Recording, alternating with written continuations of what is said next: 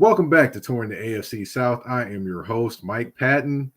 And the Jacksonville Jaguars are a team that I was looking at, and I was like, okay, they're going to be on the uptick. Urban Meyer's gone. They got talent. They went and spent some money. They might get 8 wins. Right now in the season, they're 3-7. Doesn't quite look that way. Something's going on. We don't know what. They're at the cusp on some games of winning, and then they're not. We just don't know. But I figured I'd bring someone in that is definitely in the know when it comes to the Jacksonville Jaguars. That would be Locked On Jaguars podcast host, Mr. Tony Wiggins. What's going on? Man, I'm always honored and blessed to join you, brother. And you're right. I got my finger on the pulse of the team, and I can tell you exactly what's going on with them. It's some good. It's some not so good.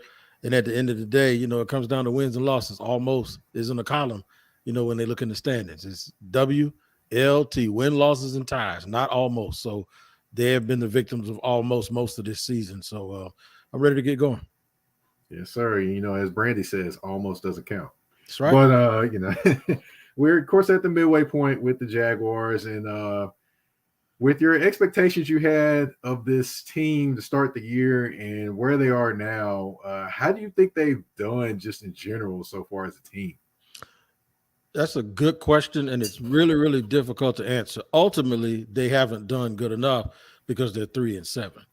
The problem is the one thing that is consistent, it's that they are inconsistent with how they lose. They've lost games in the same manner, close. The game they lost in Kansas City was by 10, but other than that, the other 6 losses were all by one score. So that means they were doing that every single week, and that was the similarity. But when you took a deeper dive and looked, they actually were doing that similar thing in a different way. If you follow me, they found a way to lose every single week that was unique from the week before. The only common thing is they kept getting the same result, but they were arriving at their result in a totally different way every single week. And that's what's been perplexing about this team. The thing is that you want to see, and you can chalk this up to a new coach, some inexperience, and then at the end of the day, a lack of talent in certain position, and then some guys underachieving. The things you want to see is you want them to start being able to grab those wins and figure out how to win those games, as opposed to always finding a way to lose them. Right. As a friend of mine, Mr. Boom, who is a Indianapolis Colts fan, they're finding ways to lose exotically, basically. Yeah. I mean, it's like they're getting the same result, but you're just getting there in a different way. It's like you're arriving at the same destination. One week you're on a motorcycle, one week you're in a dune buggy, the next week you're on an airplane, the next week it's like y'all keep coming here and y'all keep ending up in the same spot, but you just don't get here with the same vehicle. Man, it's got to be a rough ride. But, of course, they brought some free agents in this offseason. Of course, you brought Christian Kirk, you brought Zay Jones, you brought Olaquan from the Falcons, play linebacker. And, of course, you got your rookies. You got your Trayvon Walker, who was the headline of those rookies. What guys can you say are you think are performing where they should perform? And what guys would you say are kind of performing, not so great as the was expected from them? The best players right now are the second-year guys, Trevor Lawrence and Travis Etienne. And really, Lawrence got there with the way he's played the last 2 weeks. The way he's played the last 2 weeks, I believe his quarterback rating has been over like 105 both weeks. And it came off of him actually being the reason in 2 of the 3 previous games, or prior to that, he was the reason they lost. He threw interceptions into the end zone that changed the momentums of the game. You got 1st and goal on the 5, or second, you got 2nd and 1 on the 4-yard line. He could have ran for a 1st down, and he threw the ball right to Darryl Stingley. He tried to force it into coverage. He did the same thing a couple of weeks later, and then it became an issue of who is he and how is he going to play under pressure, and he can't keep doing that. Well, the second those questions started to ask, he showed up, showed out. They won a game that came from behind and beat the Raiders after trailing 17-0. And then he played really, really well last week in Kansas City. He was 29 out of 40, had 2 tutties, and did not throw an interception. And he also had a touchdown that was called back because for some reason they were on the 4-yard line, and on an RPO, Cam Robinson, the offensive tackle, went into the end zone. You got to be 5. Now listen, you got to be 5 yards upfield, right, to get called for an eligible man downfield. But they were on the 4-yard line. Trevor bootleg, and they threw a touchdown, and they called him in the end zone. He was trying to block a guy that wasn't even trying to engage with him. So they called that touchdown back, and that would have gotten that to like a 3-point game. That would have made that game like 20-17 or something. So it's like I said, they keep finding miscues and finding a way. But the second-year players, I mentioned those two, along with Tyson Campbell, the second-year corner who was taken at the top of the second round, and Andre Sisco has showed up and showed out. He looked like Ed Reed last week. He's getting picks. He's blowing people up. He's making people pay for real estate. So those 4 guys have really been the people. And Devin Lloyd has had his moments, and I'm sure we'll get to him in a few minutes, along with Trayvon, who was picked this year. Those 4 guys, the second-year guys, the guys who were here last year and got all of their rookie quirks out, seem to be the dudes that are really playing. You mentioned some of the free agency additions. To be honest, they haven't really – Brandon Sheriff hasn't played awful. He's been okay.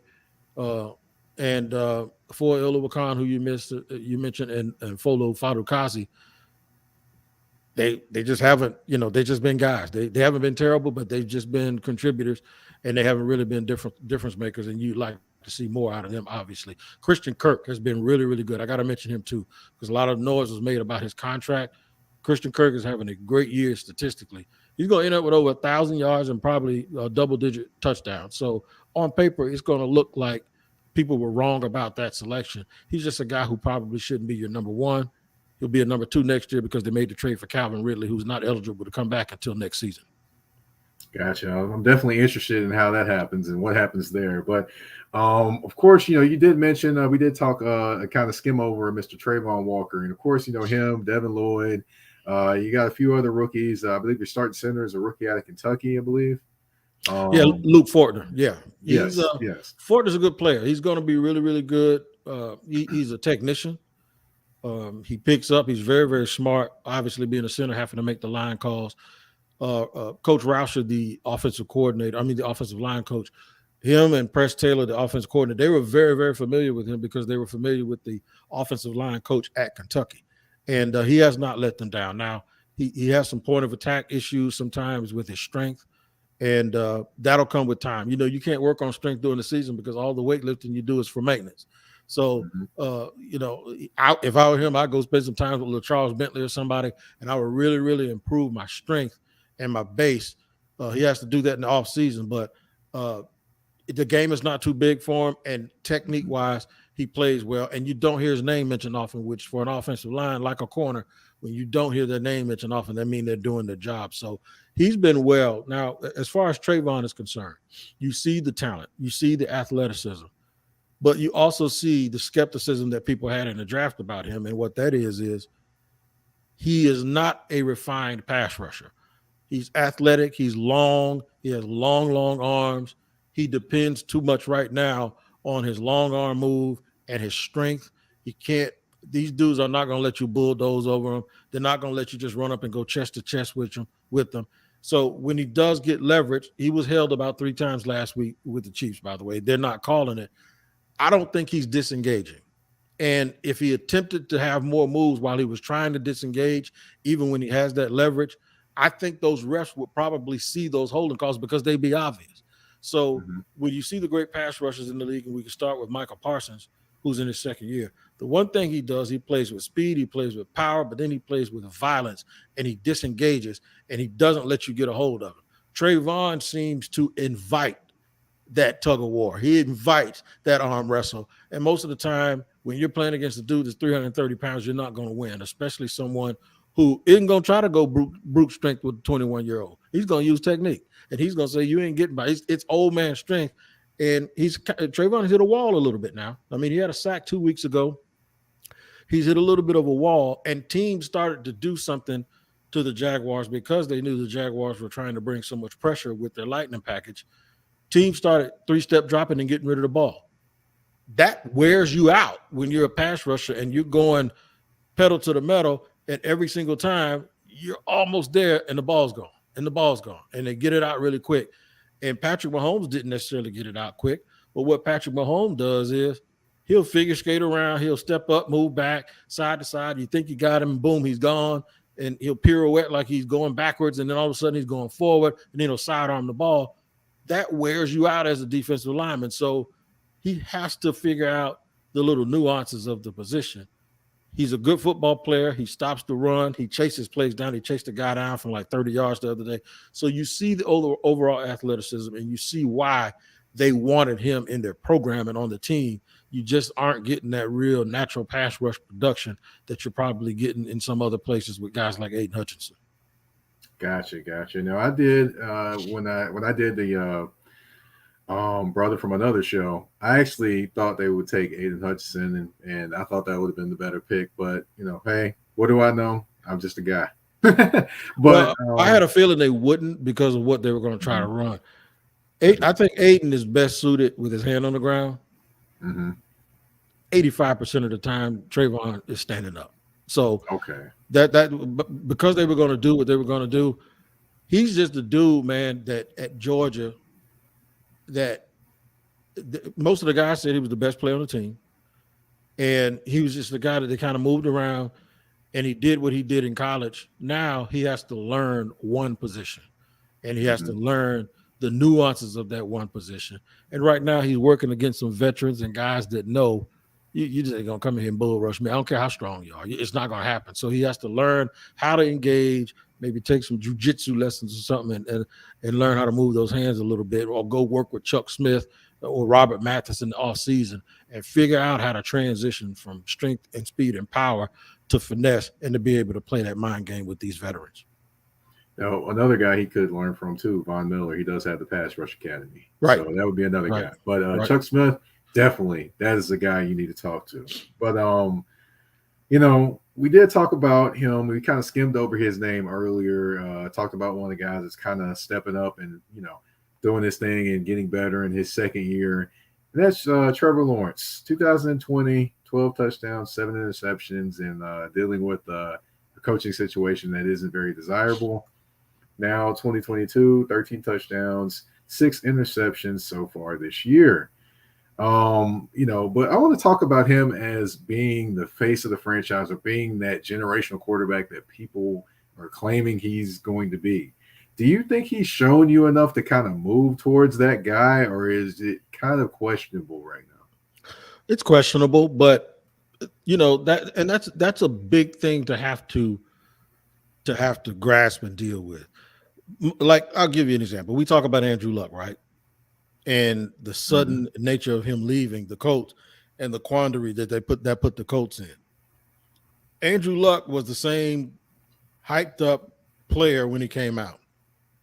He played well, but to be honest, in however many years it was he played, Andrew Luck never lived up to the Aaron Rodgers, Drew Brees, Peyton Manning level. He was close, but he never got to that level. He never beat them in a playoff game. He threw a lot of interceptions in the playoffs. I remember games he threw 2-3 interceptions at a time.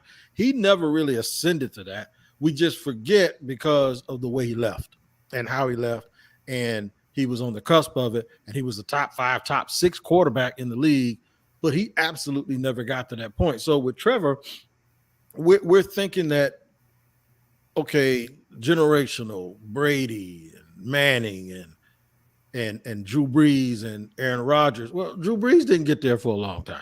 Aaron Rodgers wasn't even playing at this point in his career. So sometimes what happens is when we move that goalpost and we actually get the reality of our expectations in order, we have to realize that we might be being a little bit unfair. Not now, but we were being unfair with the expectation in the very beginning, because it takes a lot to be that guy. Phillip Rivers never got to that point. Eli Manning never got to that point, and they were top 5 picks as well. Guys like Roethlisberger obviously did, and he wasn't a top 5 pick. So the thing is for Trevor, making those mistakes in critical moments, being the reason that you lose 2 games, it would be nice right now if they were 5-5 as opposed to 3-7.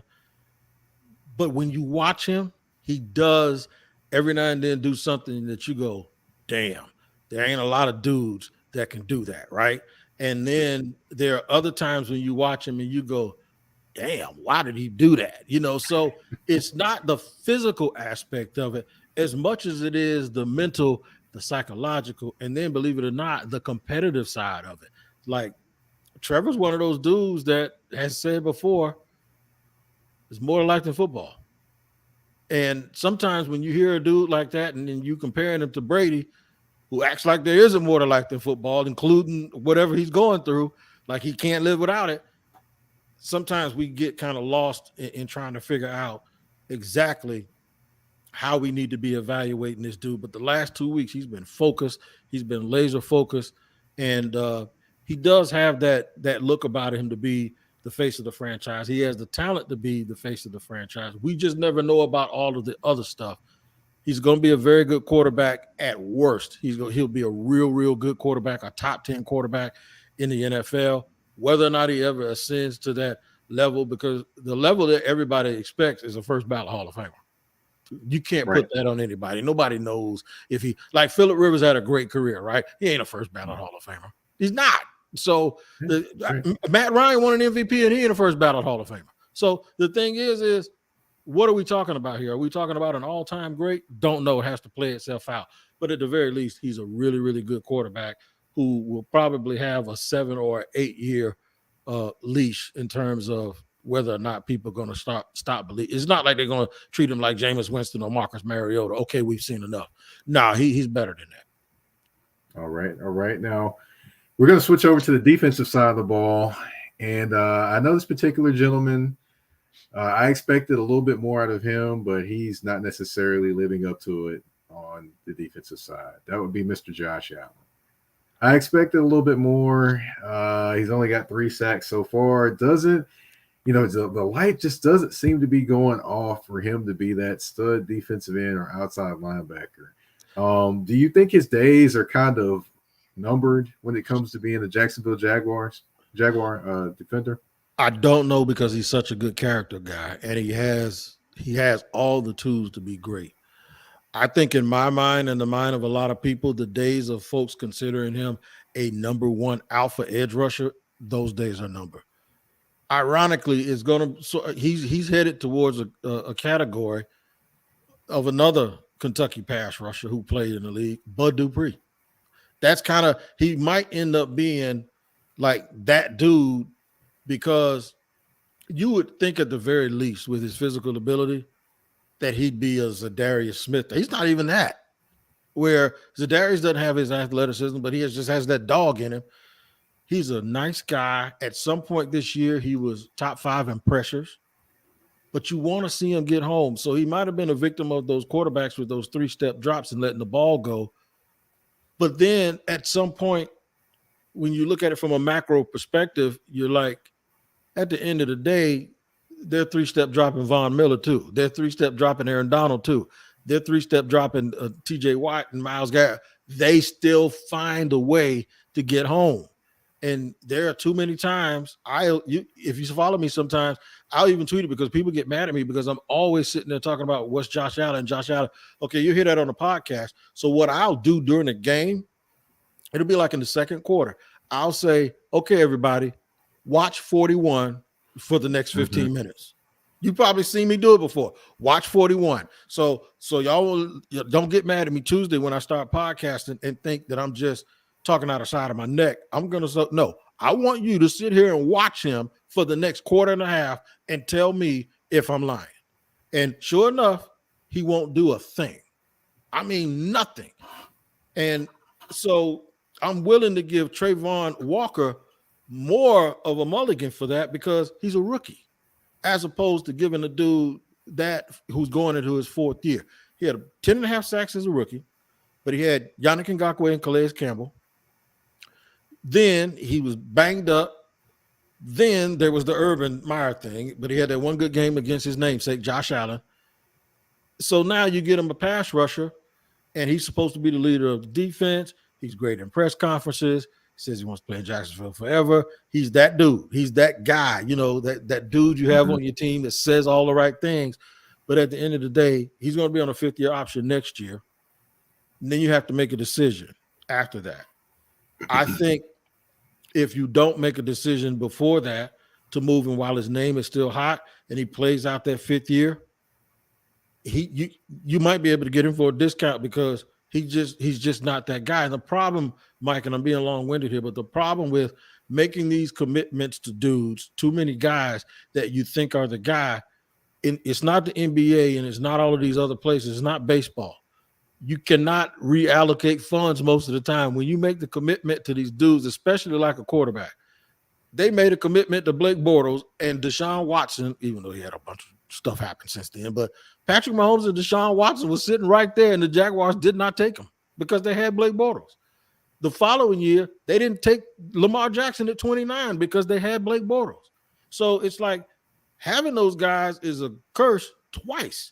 One, you overpaid them, and two, because you had them and you paid them, you couldn't go out and get somebody else and step on yourself like that. So that's the danger in paying people like that, and they're going to be in that same situation when it comes to Josh Allen. They're going to have to make a decision, and they might lose him for nothing if they don't pay him, because I don't think he's ever going to see a franchise tag unless he absolutely turns it around. Well, it'll be interesting to see what Mr. Trent Baalke does, because, of course, he's been in this scenario before with a particular team out west, and we saw how that worked out. We're just going to go from there. Yeah, and it's rough. It's rough. So, trusting him to, and that's the thing. Are you going to trust him to correct himself?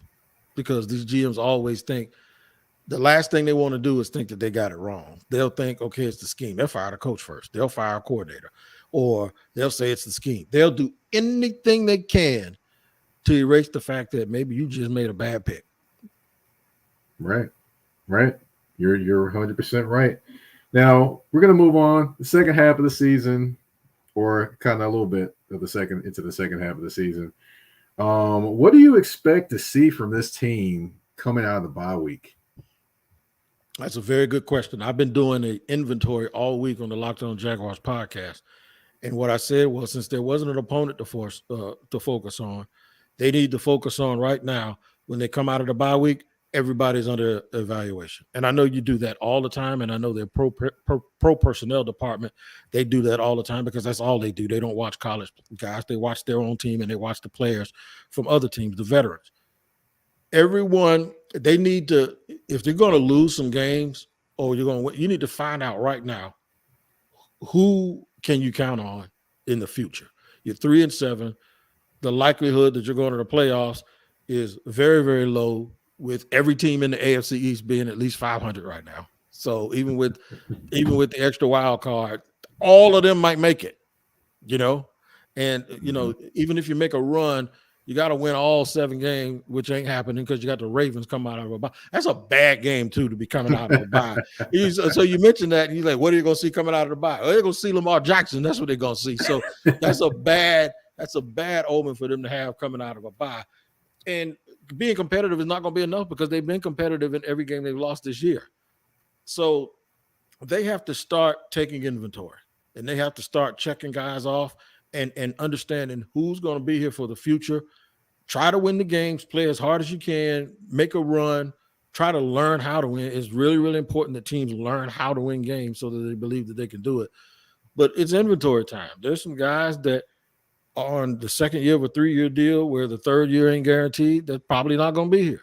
And they need to figure out who's going to be here and where they're going to get their replacements from, and start knowing who they can lean on. 4 or 5 guys on offense, 4 or 5 guys on defense, and then just fix everything else around it. Well, I know one guy that, in my opinion, one guy I don't think will be there next year. That'd be Mr. Marvin Jones. I don't think he'll be there next year. No, I don't either. Marvin can't run. He can't run. And quite frankly, he can still play, but he'll probably play better on a team that has a whole bunch of guys that can run, and he can just be a hired professional pass catcher who can sit down in zones and get you a first down every now and then. But he caught a real nice pass down the sideline last week, but his days here are numbered. We talked about Calvin Ridley, who's suspended for gambling, ironically gambling that the Atlanta Falcons would beat the Jacksonville Jaguars last year. And they made a futures trade for him where they have conditional draft picks. It can be really confusing, but they're going to give him at least a third if he signs an extension, it turns into a second, and then they'll give him a fifth. But if he gets reinstated, the fifth turns into a fourth, like a year later or something like that. So he's going to be the number one receiver as long as he comes into camp and he didn't eat like me in the offseason. He's going to be he'll be able to come in and be the number one. Kirk will be number two. He'll be a bona fide number one wideout. I don't have a problem with a wide receiver missing a year because guys miss seasons because of injury and they come right back to be as good as they were. So he's going to be a bona fide number one. He's going to add a lot to this team. He can eat the route tree up. And what it does, too, in the offseason, it doesn't make it so desperate for them to add a wideout. They can go now and address the tight end position, which in the Doug Peterson offense is extremely important. And they don't have anybody. Evan Ingram's okay, but he's not a guy you can depend on like they did Zach Ertz up in Philly. And then they can start addressing those other parts of the defense. They need another corner. They need depth at edge rusher. They need a stud defensive tackle, and they could use a guard on offense as well. So it's not all bad. You know, they have some really good guys on the offensive line. The floor of the offensive line has risen. The quarterback has shown what he can do. Christian Kirk and Zay Jones have both shown you that they can play. Defensively, they got young, big bodies. They just have to learn how to play together and sort of put it all together. So in a nutshell, coming out of this bye week, they need to see who their dogs are. They need to see who they can rely on and who's going to play championship football. One guy I tell you is Andre Cisco. I don't know if you saw the game last week. He made some dudes. I think Juju's still trying to catch his breath. And then he hit somebody else and he didn't get called for a penalty and he got a pick. And Tony Romo noticed that Patrick Mahomes wasn't able to trick him with his eyes. So you may see Andre Cisco start to develop as that dude playing that single high safety position that can really, really, really stand out like the real good ones do around the league and be that dude that plays center field. I'm really, really optimistic about him and Tyson Campbell in the defensive backfield. I really was very optimistic going into the season about Cisco because, you know, I just felt that the Urban Meyer experiment was something that didn't work well for him. But this season, this defense works better for him. So I definitely am looking forward to him continuing to grow and becoming that safety. Maybe a potential name talked about maybe a Donovan Darius or that type of safety, or maybe a little bit better ball skills than Donovan Darius. Yeah, he's more of a free guy. He's more of a free safety. Plays a little like Malcolm Jenkins, but he also plays the center field because he's so sudden. He has a little bit of that Ed Reed, Earl Thomas. He's not Ed Reed, Earl Thomas, but he kind of plays and has that effect on the game. A little bit like Honey Badger, where he can come up and hit you, or he can get after it in the defensive backfield. I won't put all of that on Urban Meyer because even when Urban Meyer was fired, Joe Cullen still didn't play him. So he was 1 year removed from an ACL injury. Now this is the second year removed, and this is usually what happens with dudes that come off the ACL. The second year away from that injury, they usually get back to being themselves again. Yeah, definitely. I'm happy to see it from him. Yeah, you know, definitely is a lot of things going on in Jacksonville. Hopefully, you know, they're continuing to build, and you know, right now, of course, the model of consistency right now is the Tennessee Titans. Even though they're not necessarily the most well put together team offensively, they just find ways to win, and you know, you definitely want to kind of, I guess, aspire to be a team that finds ways to win. Not necessarily, you know, built the same way as the Tennessee Titans, of course. It just looks like Tennessee is just the team, even though I'm the biggest Ryan Tannehill critic of all time, like it just seems to me they're a team under Mike Vrabel that when they leave the locker room, they know the assignment. They know what it is, and they know who they are, and they ain't got they don't have to look in the mirror to know what their face looks like. They are just a group of dudes that understand who they are and what it is, and you know what it is, and what that is you're going to catch these elbows. They are going to fight you all game. They're going to scrap, and they're going to scratch, and even if you think you can beat them, sometimes you just go, I don't feel like dealing with all this. That's what it is with them. I got time for this. You know, I remember I was a bouncer in a nightclub in D.C. in the early 90s. One of the most notorious nightclubs. That's when I had more muscles and more courage. And you knew when you had to respond. You'd get the security call, and you turn the corner, and you see who it was, and you'd be like, I know we're going to take him, but I don't feel like doing this right now. But If you don't do it, guess what's going to happen? You're going to be on the floor asleep. So the thing is you got to get to it. And that's what the Titans are. The Titans are that team you look and go, oh, geez, why I got to do this right now? So, and that's good for them because they understand the assignment. They put that hard hat on and they pack that peanut butter and jelly and banana sandwich and they go to work. And you have to give Mike Vrabel credit for having them ready to play like that. The way they did Kansas City, just a couple of weeks ago, it's like you could tell Mahomes threw 63 times and they had to win in overtime because those dudes just like, man, come on with it. Let's go. And so that's a testament to their coach and their toughness and how they're built. Like I say, they know who they are. They don't have to look in the mirror to know what their face looks like. Right. Another guy I did want to mention that more than likely will not be a Jacksonville Jaguars, Mr. Griffin at corner. Your favorite guy. He definitely won't be a Jacksonville Jaguar, in my opinion. I personally like him. He's another dude that's a real, real good interview. But there was some stuff on tape that you can't defend. And there was one play in Indy where he kind of looked for the ball. He saw it, he ducked, and he just went like this instead of defending it. Wow. He's a kid. He's a kid that's having a good time in life. He's made him some money. He's a real good guy. And he's all in love. You see it all over his Instagram and on his Twitter. And I'm not saying he don't care, but it just, you get the feeling that life is just good for him, man. So, and he plays like that sometimes. And whether it's true or not, the fans will, like, he was very, very transparent on his Instagram and his Twitter and likable in the press conferences. And I always said that the example I use is Ed Hockley, and I've done this before. Ed Hockley was the referee that every time something went on and there was a conference, even my wife would be like, God, he explained that so good, right? I mean, he explains it. He's transparent and he talks it. But there was one time it was Denver and the Chargers where Ed Hockley himself made the mistake. And then he had to tell the crowd, because I inadvertently did this and that explanation. As soon as he said that, ever since that day, ain't nobody want to hear nothing Ed Hockley had to say no more.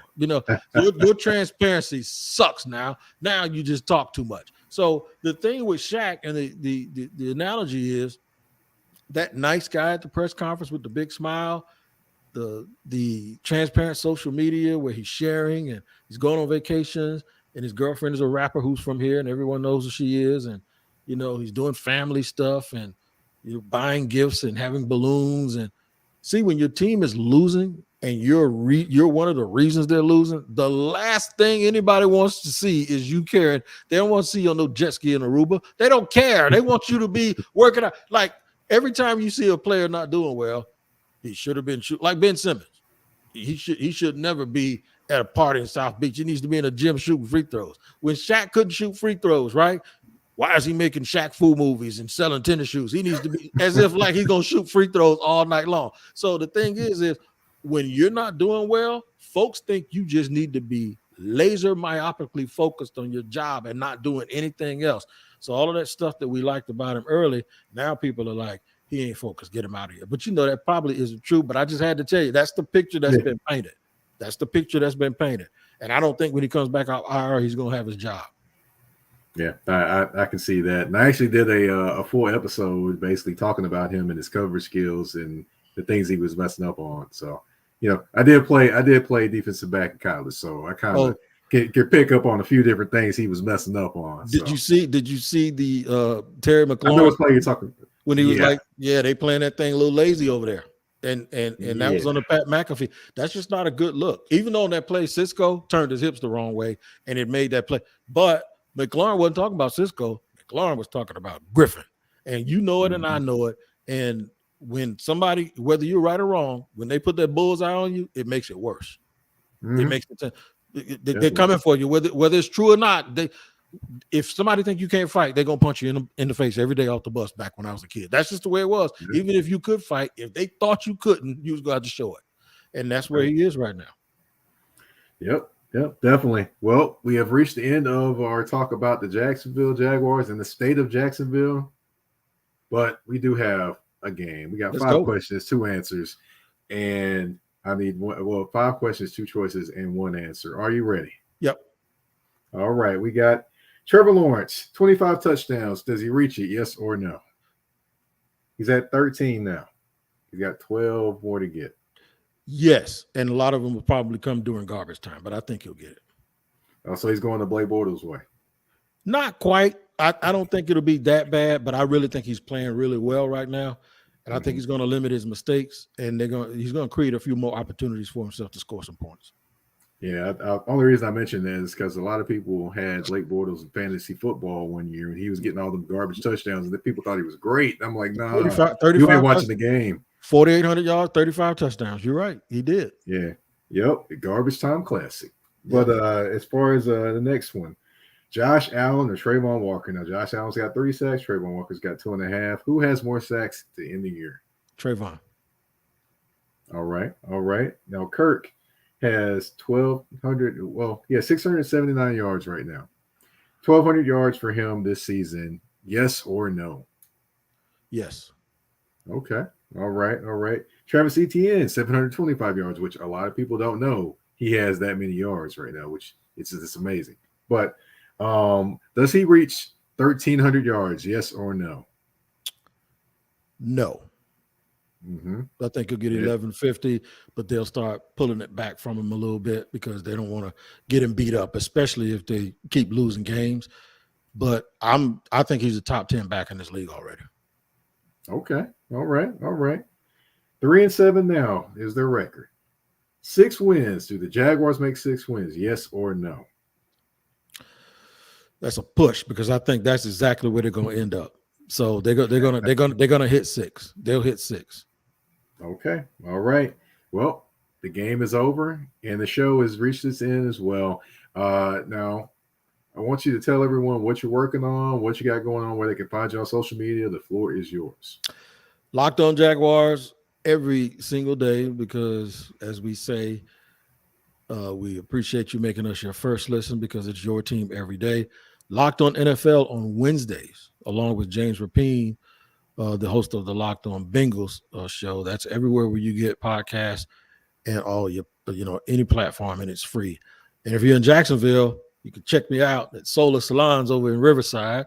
And you need an appointment, though. Don't just walk up on me. And I might cut your hair and give you a nice razor shave and put that black stuff on you that doesn't come off. You know what I'm saying? So check me out. And I also am Shop Talking Wig on Twitter, along with the Locked On Jaguars page as well. All right. Well, I thank you for coming on, and I thank everyone for tuning in to Touring the AFC South with your host, Mike Patton. We're out.